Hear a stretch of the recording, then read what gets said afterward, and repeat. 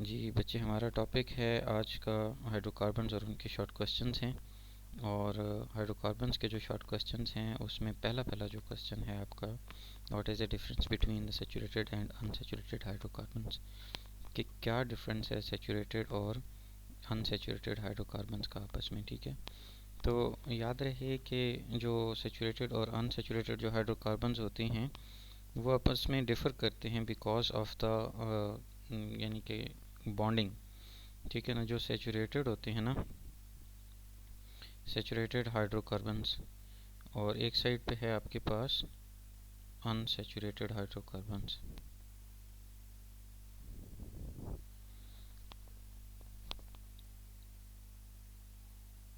अब जो सैचुरेटेड होंगे उसमें कार्बन के हर साइड से सिंगल बॉन्ड होंगे, स्पेशली द कार्बन और कार्बन का आपस में जो बॉन्ड होगा ना वो सिंगल बॉन्ड होगा, राइट।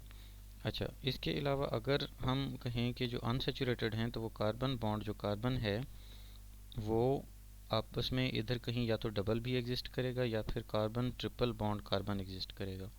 यानी दो कार्बन्स के बीच डबल और ट्रिपल बॉन्ड एग्जिस्ट करेगा तो उसको हम क्या कहेंगे, वो अनसैचुरेटेड होते हैं।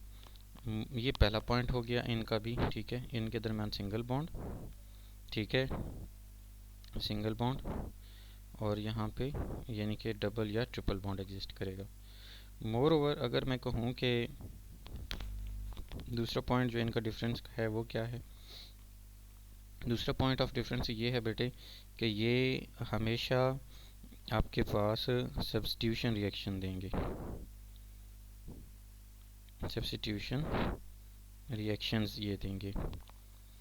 और ये वाले जो है ना वो कौन से रिएक्शन देंगे बेटे, ये एडिशन रिएक्शन देंगे हमेशा। सब्स्टिट्यूशन भी दे सकते हैं, ठीक है, लेकिन इनका जो मोड है वो ज़्यादातर एडिशन रिएक्शन जो है इसको फेवर करते हैं, और ये जो है सब्स्टिट्यूशन रिएक्शंस को फेवर अप करते हैं। So first of all, we have to know about the difference between the substitution and addition. Addition में तो सिंपल कुछ ऐड हो रहा होगा, राइट। अगर हम इसका थोड़ा सा वो देखें, यानी कि स्नैरियो, तो एडिशन में तो हम कोई भी चीज़ ऐड करेंगे, like C double bond C है तो इसका एक बॉन्ड को ब्रेक करेंगे और उसकी जगह पर सी बॉन्ड सी रह जाएगा और इधर कुछ एक एक और ऐड कर लेंगे, सपोज हाइड्रोजन ऐड कर लेंगे, right. That is sort of the addition. In case of the triple bond we are having the breakage of two bonds, और उसके बजाय फिर जो है वो सिंगल बॉन्ड इधर रह जाएगा, उधर ऊपर और नीचे यूँ एडिशन हो जाएगी किसी भी उसकी। सब्स्टिट्यूशन में क्या होता है, कार्बन ऑलरेडी तीन बॉन्ड बना रहा होता है, यहाँ पे Cl है, यहाँ पे H है, यहाँ भी H है और यहाँ भी H है। यहाँ पे क्या है आपके पास क्लोरीन लगा हुआ है, तो क्लोरीन जो है ये अगर रिमूव होगा इधर से तो फिर ही इसकी जगह पर कोई और एलिमेंट आके अटैच हो सकता है। So substitution means the replacement of some sort of the elements. तो इसमें जो है वो रिप्लेसमेंट होती है, ठीक है बच्चे। इसमें ऐसा नहीं होता कि कोई चीज़ बॉन्ड ब्रेक करवा के कोई एक साइड पे हम ये बॉन्ड ब्रेक करके इसको ऐड अप कर लें, क्योंकि इसमें एडिशन की तो पॉसिबिलिटी नहीं है। So we have to replace one sort of the atom to the other one. तो इस तरह से हम जो है इनको स्टडी आउट करते हैं कि ये जो होते हैं सैचुरेटेड से और अनसैचुरेटेड का डिफरेंस आपस में क्या है। ये एक सिंगल बॉन्ड, डबल बॉन्ड वाला, ट्रिपल बॉन्ड वाला सब्स्टिट्यूशन रिएक्शन, ये एडिशन रिएक्शन देते हैं। एक एक कोई एग्जांपल दे देना आप, ठीक है। इसमें CH4 दे दें मीथेन के एग्जांपल, इसमें C2H4 दे दें, और C2H जो है वो 6 भी दे सकते हैं। C2H4 नहीं, C2H2 दे सकते हैं और C2H4 दे सकते हैं, ये वाली। तो होपफुली कि ये वाला तो आपको बच्चे समझ आ गया होगा। इसमें आप सारे अल्केन्स को ऐड कर सकते हैं, ठीक है, अल्केन्स को ऐड कर सकते हैं, और इसमें जो है वो अल्कीन्स ऐड हो सकती हैं और स्लैश अल्काइंस भी हो सकते हैं। ओके, इसके बाद बेटे ये पहला क्वेश्चन यहाँ पे एंड हो गया, राइट। आगे हम चलते हैं क्वेश्चन 2 की तरफ। एक्टिविटी पेज उसके ऊपर जो है वो 86 नंबर पे कुछ नोमेनक्लेचर लिखा हुआ है, ज़रा बुक खोलें आप लोग। ओके, हम थोड़ा सा आगे चलते हैं, ज़रा यहाँ मैं ही ड्रॉ कर देता हूँ बेटे। एक एग्जांपल लिखी हुई है, उसमें क्या है कि एक है CH3, ठीक है, फिर सिंगल बॉन्ड है, फिर CH है, फिर यहाँ पे है CH3, फिर इसके बाद है CH2, और फिर CH2 है,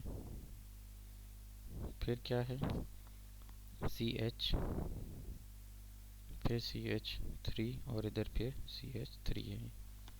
ठीक है, इसको आपने नाम देना है। अब यहाँ पे IUPAC सिस्टम्स का जो है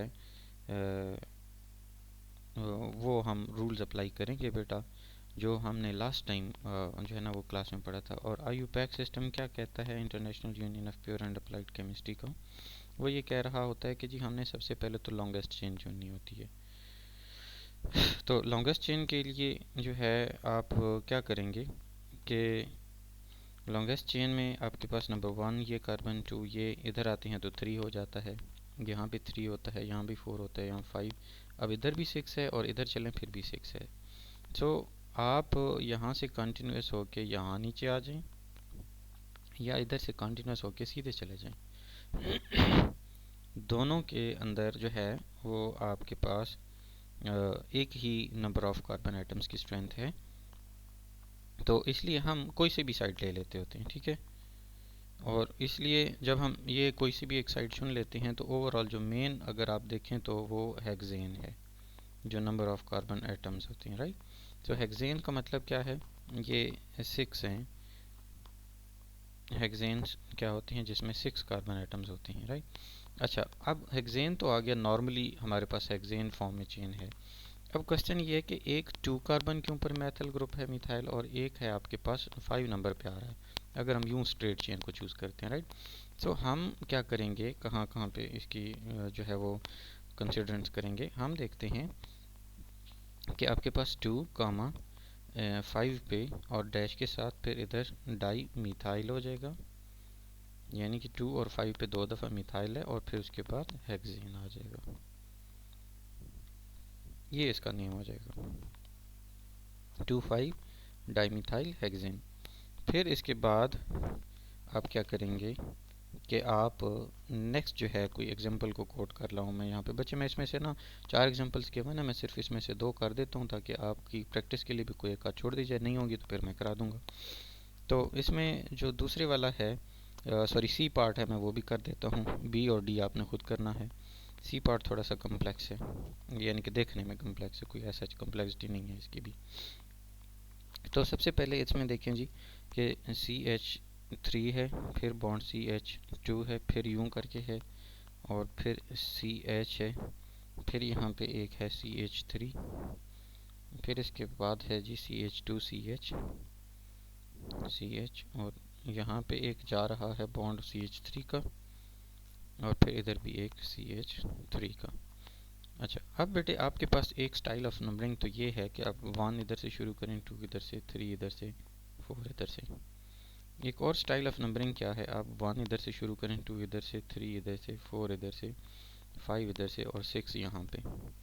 अच्छा, हम 6 को अगर आप इधर से शुरू करें 1 2 3 4 5 और ये 6, होपफुली कि येलो सा कलर लाइट है लेकिन आपको उम्मीद नज़र आ रहा हो।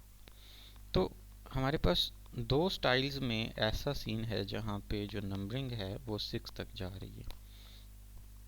ठीक है, अब जब हम 6 तक जा रही है तो हम इसका अल्टरनेट देखते हैं कि इसको नंबरिंग, अच्छा ये भी आपने याद रखना है कि नंबरिंग कहाँ से शुरू होनी चाहिए।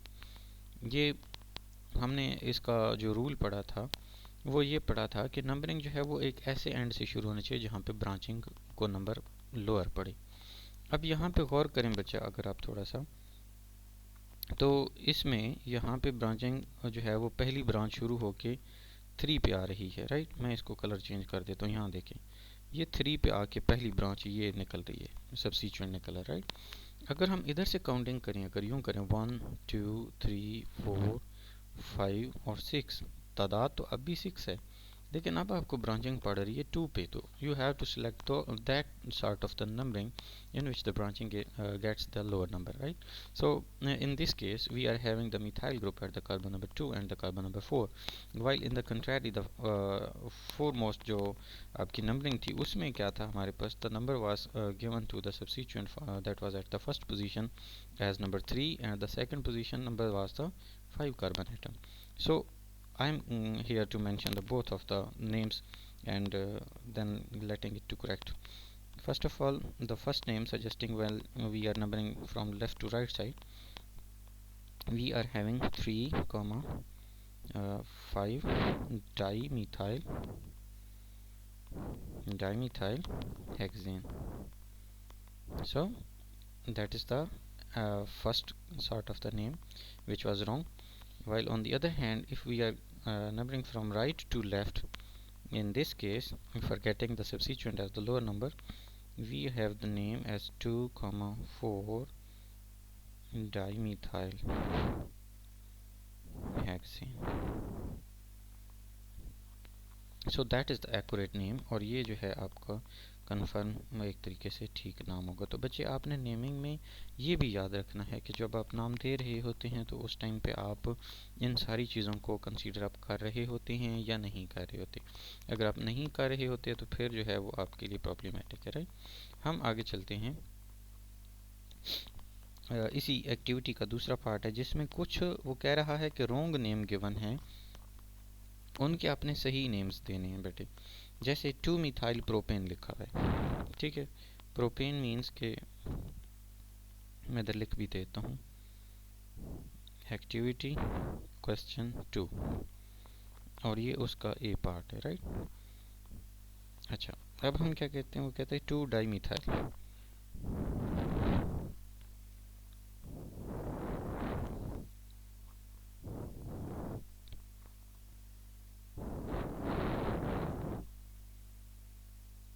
टू के ऊपर यूँ कर लेते हैं ना, ये इसको मैं अरेज कर रहा हूँ ताकि, चले मैं एक इरेजर ले लेता हूँ।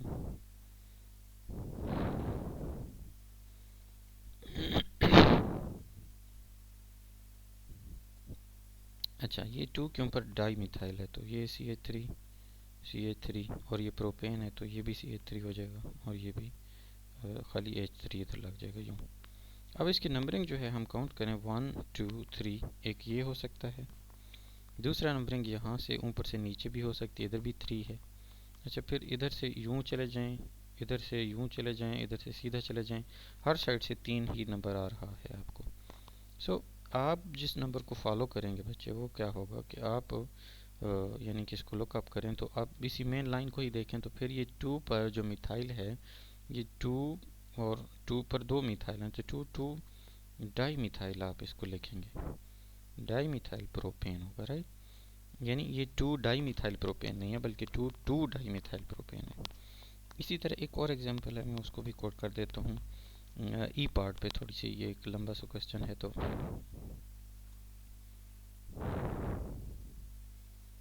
अच्छा नेक्स्ट शीट पे जाते हैं, ये अर्बन शीट एंड हो चुकी है।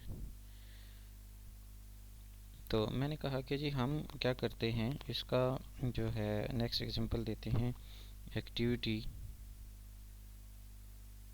उसका क्वेश्चन नंबर 2 है और उसका ई पार्ट जो है वो हम एज अ क्वेश्चन आगे लेके चल रहे हैं। ई पार्ट जो है वो कहता है कि 2 डाईइथाइल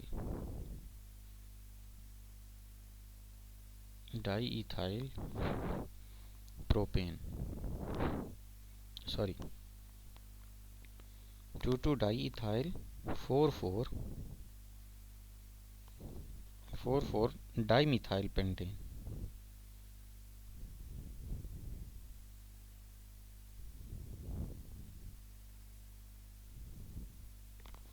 अब ये एक चीज़ पड़ी हुई है, right.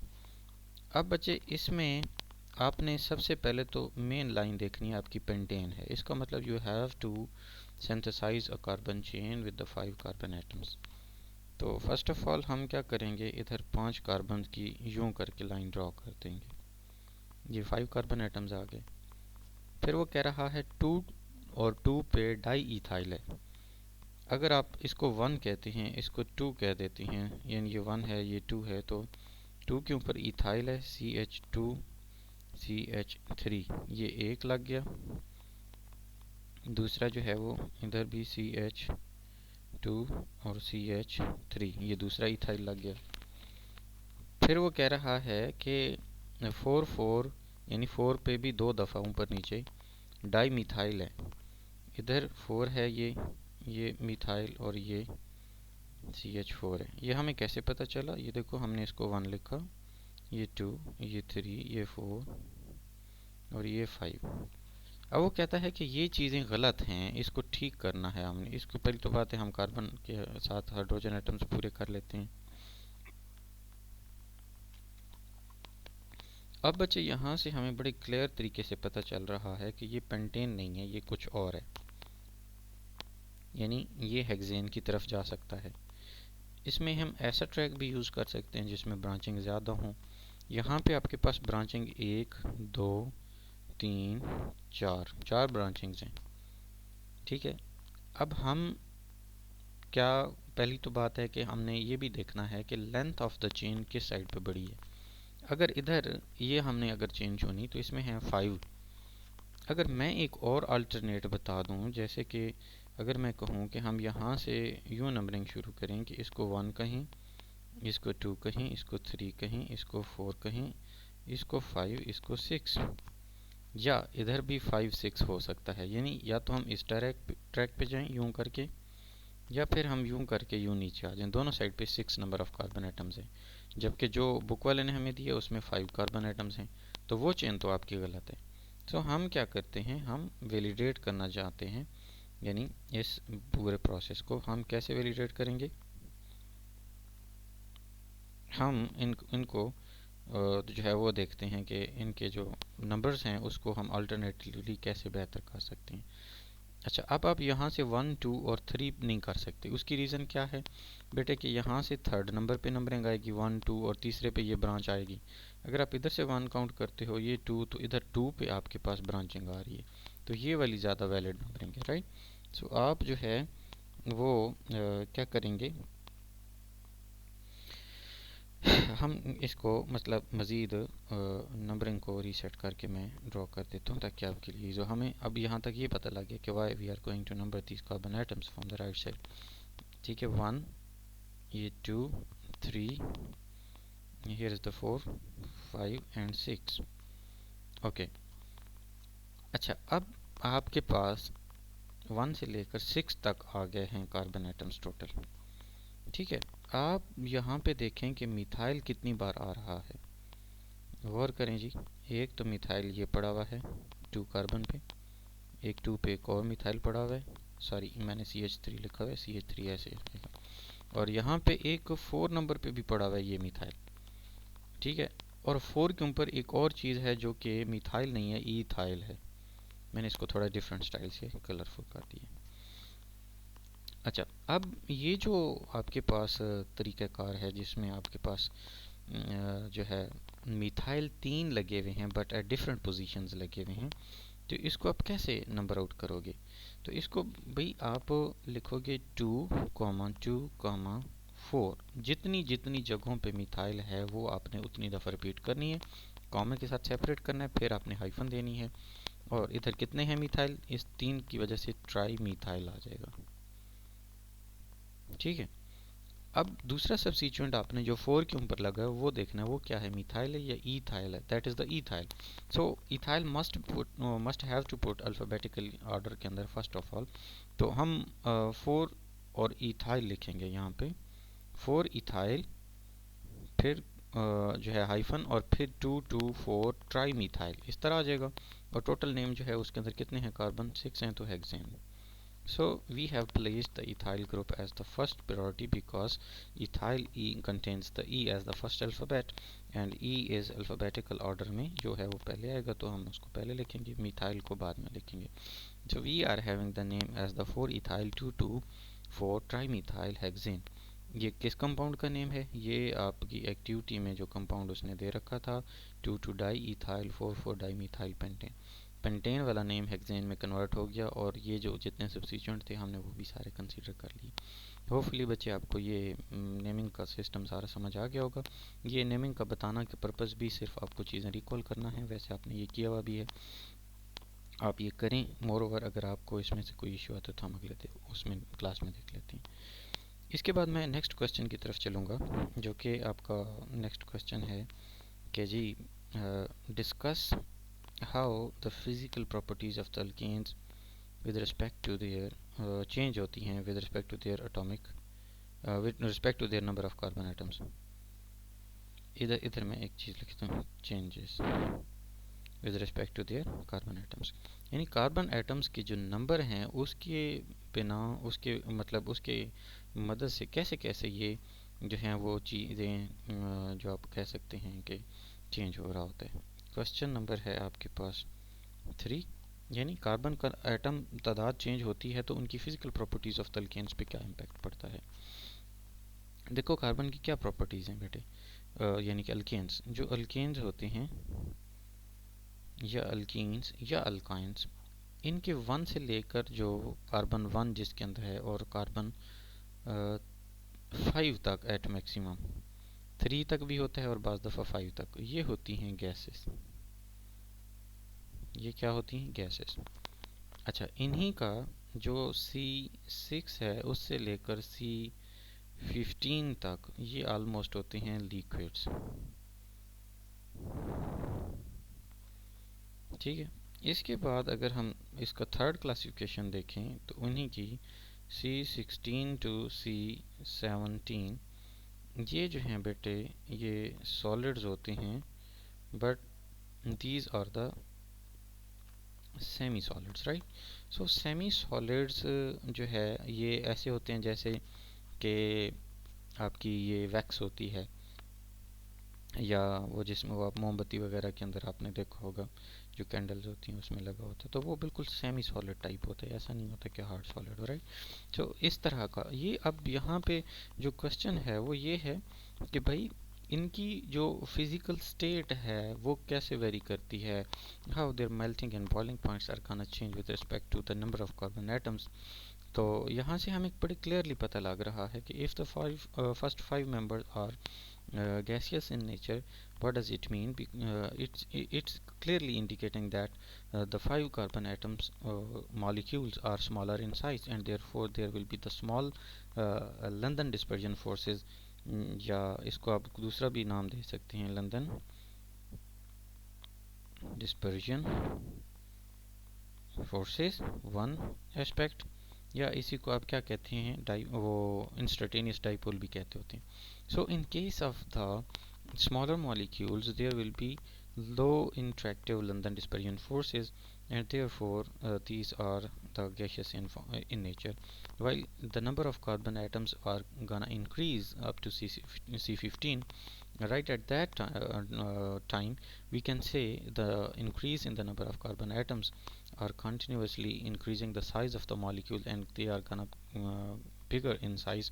So as a result of bigger molecules, they are easy to distort, so they are more polarizable in momentary polarizability. Momentary polarizability, what does it mean, कि अगर इसमें से एक मॉलिक्यूल दूसरे मॉलिक्यूल के करीब आता है यूं करके, तो ये बिगर मॉलिक्यूल साइज होने की वजह से ये थोड़ी देर के लिए पोल्स के अंदर शिफ्ट हो जाएगा, पॉजिटिव और नेगेटिव, और ये फिर नेगेटिव ये पॉजिटिव, तो जिसकी वजह से इनके दरमियान अट्रैक्टिव फोर्सेस ज़्यादा हो जाएंगे, क्यों, क्योंकि साइज़ ही बड़ा है मॉलिक्यूल का। And same the pattern comes on forward situation, that is about the increase in the number of the carbon atoms from C16/17 to onward, मैंने ये 16-17 लिख दिया, टू ऑनवर्ड। अब इसके आगे जितने भी हायर कार्बन्स होंगे, वो हायर अल्केन्स होंगे, वो आपके पास क्या करेंगे बच्चे, वो सॉलिडिफाई होते जाएंगे और वो सेमी सॉलिड्स की फॉर्मेशन में आते हैं। तो रीज़न आपको समझ आ गई कि उनका साइज़ वो हो रहा होता है। अच्छा, इसके साथ साथ मैं इन्हीं में एक चीज़ और ऐड कर दूँ कि इनका जो मेल्टिंग पॉइंट एंड जो बॉइलिंग पॉइंट है वो भी देखो गैसियस से सॉलिड में जा रहा है, गैसेस से वो सॉलिड्स में जा रहा है तो melting and boiling points liquid से ही होके जा रहा है ना, तो वो भी इंक्रीज होते जाते हैं as the number of carbon items जो हैं वो इंक्रीज होते हैं। ठीक है, इसके बाद ये जो हैं ट्रेंड, इनके अंदर जो डिफरेंस होता है वो आप कह सकते हैं कि वेरी कर होता है। यहाँ पे उसने एक एग्जांपल दी है कि इसके अंदर जो है ना, जो एक चीज़ है वो इनका ब्रांचिंग जो है वो भी इम्पैक्ट डाल रहा होता है। ठीक है, ये एक थोड़ी सी अलग बात है। एक तो number of carbon items, more over एक है ब्रांचिंग। जैसे मैं कहूँ कि बच्चे आपके पास ये कार्बन आइटम्स के 4 पड़े हुए हैं, ये सीधी चेन के हैं 4 एलिमेंट्स। ठीक है, अगर इन सीधे 4 के पड़े हुए एलिमेंट्स को अगर आप इस तरह कर दें, सी ये 3 कार्बन 3 हो गया और चौथे वाले को आप यूं रख लें, अब ये वाली स्टेट जो है बच्चे इसको बोलते हैं आइसोब्यूटेन, इसको बोलते हैं एन ब्यूटेन। अच्छा, एन किस लिए कहते हैं? एन कहते हैं नॉर्मल, नॉर्मली ये सीधी चेन है। आइसो कहते हैं हर उस कंडीशन को जिसमें ये वाली हालत हो, इस तरफ चेन कार्बन की चल रही हो, आगे इसके 2 मुंह हो जाएं तो इसको आइसो कहते हैं। अगर इसके 3 मुंह हो जाएं यूं करके, ये 1 2 और ये 3, ये वाली चेन बन जाए, तो इसको फिर बेटे आप लोग आइसो नहीं कहते, ये फिर नियो कंडीशन बन जाती है, ये आइसो कंडीशन होती है। तो अब आइसो ब्यूटेन, यानी ब्यूटेन मीन्स कि total number of carbon item are 4 और इस तरह से जुड़े हुए हैं जैसे वो आइसो फॉर्मेशन में हो। तो बुक वाला ये कहता है कि भाई आपके पास जो नॉर्मल चेन होती है ना, उसका बॉइलिंग पॉइंट हायर होता है। क्या मतलब है?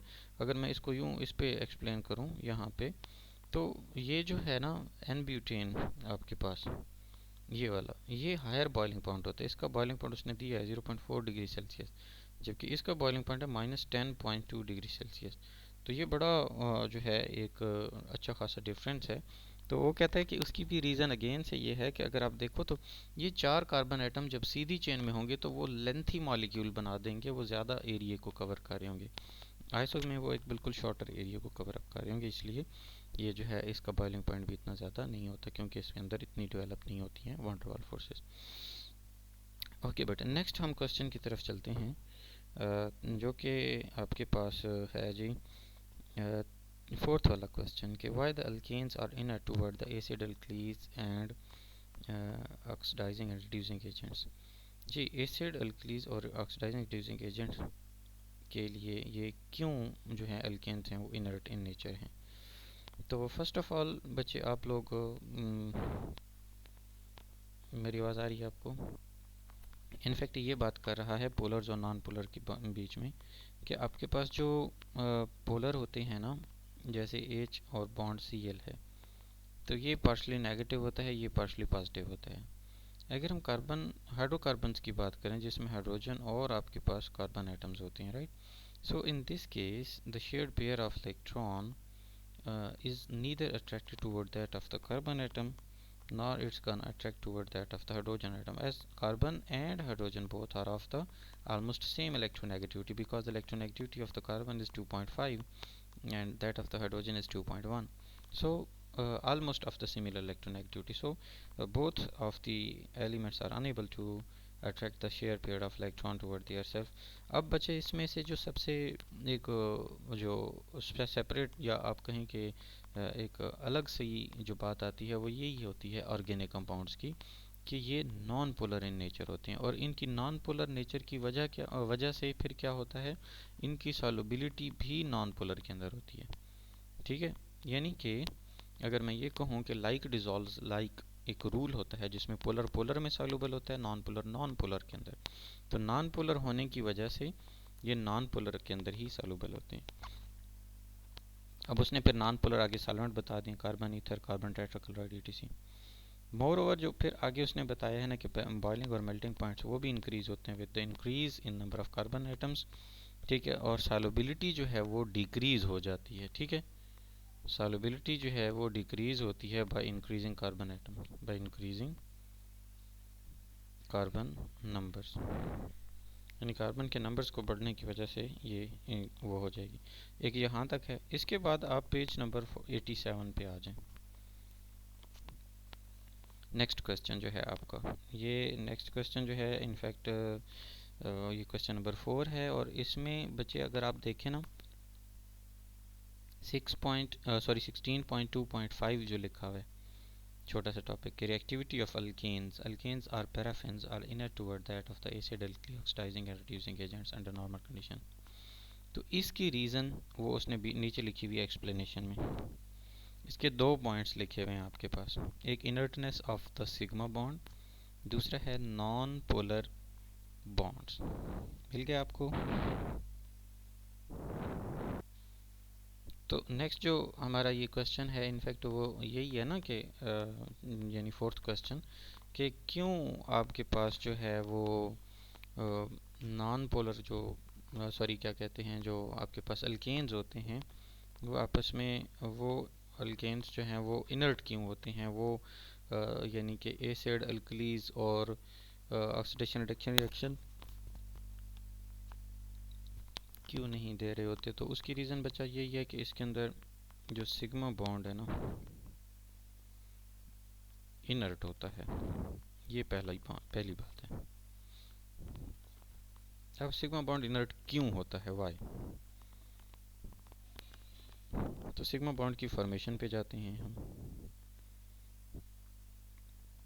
सिग्मा बॉन्ड फॉर्म होता है जैसे पी ऑर्बिटल होंगे तो एंड टू एंड ओवरलैप से, ये एक पी है ये दूसरा पी है, यानी एक कार्बन एटम का पी है ये दूसरे कार्बन एटम का पी है। तो अब यहाँ पे एक ने भी एक इलेक्ट्रॉन यहाँ दिया, दूसरे ने भी यहाँ पे इलेक्ट्रॉन दिया। जो कार्बन एटम्स हैं, ये एक कार्बन एटम एक ये है, उसके दरमियान जो शेयर पेयर ऑफ इलेक्ट्रॉन है ये पड़ा हुआ है मिडल में। So this share pair of electron is bounded by the two electronic pull या क्या कह सकते हैं इसको, इलेक्ट्रिकल पुल को हम कहें कि जो nucleus of the carbon atom on the both side जो है वो पुल अप कर रहा है इसको। इन case of the carbon atom that is being in the single atom, तो उस केस में भी ये इलेक्ट्रॉन सिंगली फॉर्म में प्रेजेंट होता है, हाँ, लेकिन right at that point the carbon is being pulled by only one nucleus, जबकि यहाँ पे कार्बन दो साइड के न्यूक्लियस से जो है वो पुल अप हो रहा है। अब ये जो इलेक्ट्रॉन्स हैं इनके ऊपर जब किसी का अटैक होने लगेगा तो उस टाइम पे ये इलेक्ट्रॉन्स जो हैं, या इलेक्ट्रॉनिक क्लाउड जो है बेसिकली, ये किसी भी साइड पे नहीं जाएगा। दूसरे लफ्ज़ों में इस इलेक्ट्रॉनिक क्लाउड को यहाँ से विदड्रॉ करना बड़ा मुश्किल हो जाएगा। ठीक है, विदड्रॉ का मतलब क्या होता है, इसको यहाँ से ब्रेक करो और फिर नई जगह पे उसको तशरीफ़ ले जाएं, ये किसी के साथ रिएक्ट करे, ये बड़ा मुश्किल हो जाएगा। जब ये मुश्किल हो जाएगा क्योंकि ये अट्रैक्ट हुआ हुआ है दोनों साइड पे, तो इसीलिए ये सिग्मा बॉन्ड जो है वो हमारे पास इनर्ट होता है। अच्छा, किसकी निस्बत इनर्ट होता है जी? ये पाई की निस्बत इनर्ट होता है। अब हम ज़रा पाई को भी देख लेते हैं। पाई के लिए हम एक नए पेज पे चले जाते हैं। पाई की जो है वो फॉर्मेशन होती है ऐसे और ऐसे, ये एक साइड है ये एक साइड है, आपके पास जो कार्बन एटम्स होते हैं वो सेंटर पे पड़े होते हैं। So the electronic cloud is present just at above and below to that of the nucleus of two carbon atoms, and in this case the electrons are not directly pulled by the two nucleus at the same time at the line of joining the two nuclei, जो axis होगा, यानी ये वाली जो case है इस जगह पर न्यूक्लियाई इलेक्ट्रॉन्स नहीं होंगे, तो इनके अट्रैक्टिव पुल वो जो दरमियान में फंसे हुए वाला सीन था ये नहीं होगा। ठीक है, तो इसलिए ये जो है मोर वुलनरेबल हैं टू द अटैक, ये मोर वुलनरेबल हैं और इस वजह से फिर क्या होगे कि ये आपके पास जो है अटैक के लिए किसी भी टाइम पे ये पॉसिबल हो सकता है। एज अ रिज़ल्ट ये पाई जो इलेक्ट्रॉनिक क्लाउड होगा ये आपका रिएक्टिव हो सकता है, and the sigma bond is in fact inert in nature. और इसकी इनर्ट नेचर जो है उसकी रीज़न भी जो है वो यही है कि सिग्मा बॉन्ड के अंदर जो दोनों इलेक्ट्रॉन्स थे वो आपके बिटवीन द टू न्यूक्लियाई जो थे वो बाउंडेड थे।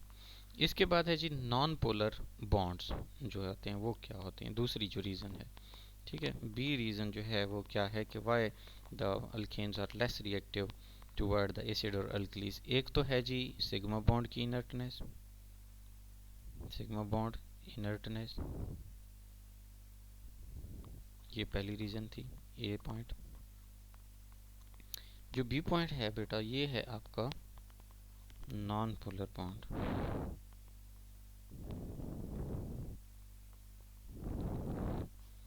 नॉन पोलर बॉन्ड्स क्या मतलब है नॉन पोलर बॉन्ड्स का?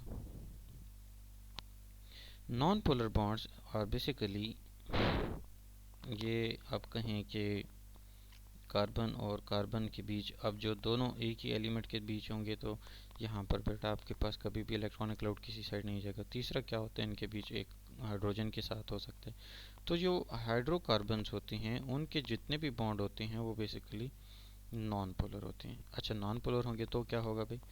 फिर नॉन पोलर होंगे तो इनके अंदर पॉजिटिव और नेगेटिव पोल्स क्रिएट नहीं होंगे। पोल्स क्रिएट नहीं होंगे तो इनकी रिएक्टिविटी भी उतनी नहीं होगी। ठीक है, तो ये इसलिए लेस रिएक्टिव होते हैं। ठीक है ना। अगर आप कहें कि जो पॉजिटिव और नेगेटिव चार्जेस जब आ जाते हैं तो उनकी रिएक्टिविटी जो है वो बढ़ जाती है, इसलिए आयनिक कंपाउंड जो हैं वो मोर रिएक्टिव होते हैं as compare to that of the covalent bonds. तो उम्मीद करते हैं कि यहाँ तक बच्चे आपको इसका भी समझ आ गया होगा। नेक्स्ट क्वेश्चन की तरफ चलते हैं हम। नेक्स्ट क्वेश्चन है कि how alkanes are halogenated by the substitution reaction, कि अल्केन्स जो हैं उनको सब्स्टिट्यूशन रिएक्शन के ज़रिए से कैसे जो है अल्केन्स जो हैं वो हेलोजिनेट होते हैं। बहुत इंपॉर्टेंट ये क्वेश्चन है, ये अक्सर औकात part of the long question के तौर पर भी आ जाता है। सबसे पहले तो बच्चे इस क्वेश्चन के अंदर हम टर्मिनोलॉजी को समझते हैं। इसमें उसने कहा है आपसे कि अल्केन्स जो हैं उसमें आप हेलोजेंस को ऐड करें। अब आपको पता है कि अल्केन्स जो हैं वो सिंगल बॉन्ड वाले होते हैं। जब सिंगल बॉन्ड वाले होते हैं तो उसमें तो एडिशन पॉसिबल नहीं है। तो यही वजह है कि हेलोजन अल्केन से जब हेलोजन जो है ना बनते हैं, या इसको मैं दूसरे लफ्ज़ों में ये कहूँगा कि हेलोजन ऐड होते हैं या अल्काइल हेलाइड बनते हैं।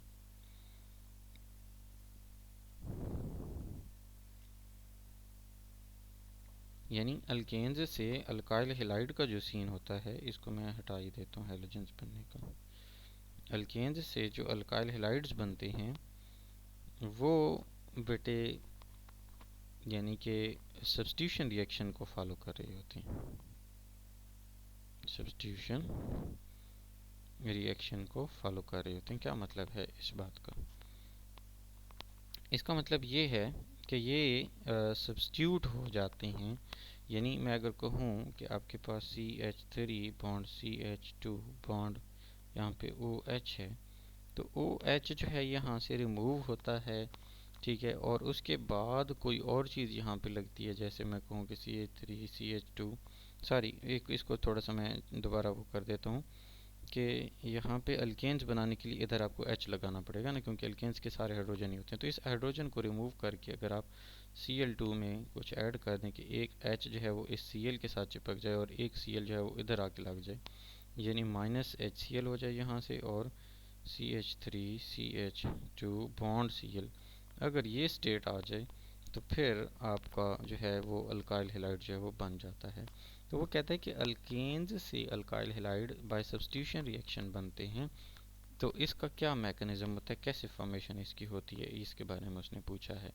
तो बेटा ये तो क्वेश्चन की अभी अंडरस्टैंडिंग हुई हमारी कि ये अच्छा कैसे जो है ये बॉन्डिंग जो है वो बना के सब्स्टिट्यूशन कर रहा होता है। अब यहाँ पे जो इसका सिस्टम है ना, ये बेसिकली 3 स्टेप्स पर इन्वॉल्व होता है। और ये आप पेज नंबर आ जाएं 80 पे 89 पे, सॉरी बच्चा, आप पेज नंबर 89 पे देखें तो लिखा हुआ है कि रेडिकल सब्स्टिट्यूशन रिएक्शंस, और उसमें पहला जो पॉइंट है 16.3.1 के अंदर हेलोजिनेशन रिएक्शन लिखा है। मिल गया आपको? मुझे बताएं ज़रा जल्दी से।